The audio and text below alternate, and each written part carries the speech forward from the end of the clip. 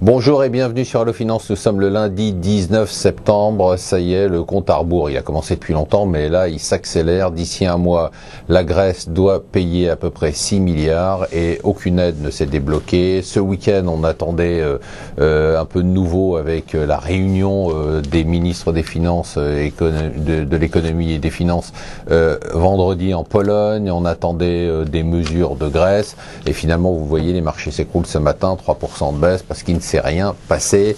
Alors, il faut dire que, comme dit la tribune, la Grèce est dans la seringue, donc il va falloir qu'il y ait des mesures. Alors, la Grèce a annoncé ce week-end des mesures d'austérité.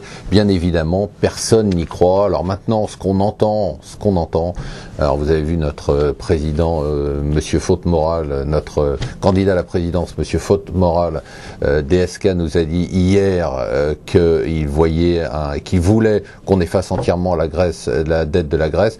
La réalité, c'est qu'on va avoir donc une partie de la dette de la Grèce qui va être effacée. En contrepartie, eh bien, il va falloir que le pays soit mis sous tutelle, et oui, qu'il y ait des inspecteurs du FMI, des inspecteurs européens qui s'assurent que finalement, pour une fois, les Grecs vont payer, par exemple, les impôts. Ça serait une bonne nouvelle. Faut rappeler aussi un élément important, c'est le sujet de mon édito.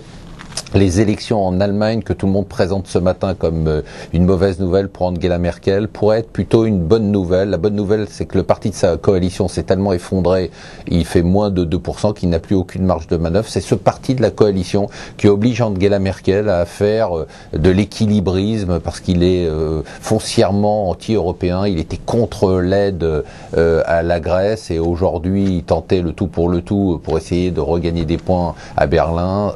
Sa position ne l'a pas aidé, il n'a eu aucun siège, il n'a plus aucune marge de manœuvre. Alors voilà, lui on le voit partout, généralement il sourit sur les photos, il est assez drôle ce garçon, il a 31 ans, il a fait perdre 2 milliards 3, alors c'est plus 2 milliards, c'est 2 milliards 3, mais ça le fait marrer et à chaque fois qu'on le voit avec des policiers, il est en train de sourire, peut-être qu'il a encore 3 ou 4 milliards de pertes qui sont cachées, il est content parce que personne ne les a trouvées. Les nationalisations, on en parle beaucoup, et bien ça a commencé en Espagne, l'Espagne a nationalisé ce week-end 3 caisses d'épargne. Pour terminer, 2 nouvelles.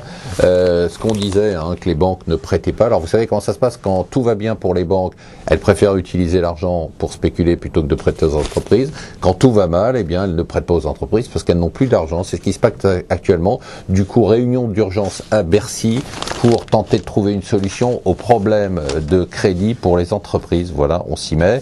Et enfin, intéressant, le rapport de force au sein du CAC 40. C'est dans la tribune. Natixis quitte le CAC 40 aujourd'hui. En un an, le poids des valeurs bancaires est passé de 12,1% à 8,8%. C'est une baisse qui est très importante. Il suffirait maintenant de sortir la Société Générale et la BNP et on serait tranquille avec un CAC 40 qui ne baisserait pas de 3% comme ce matin.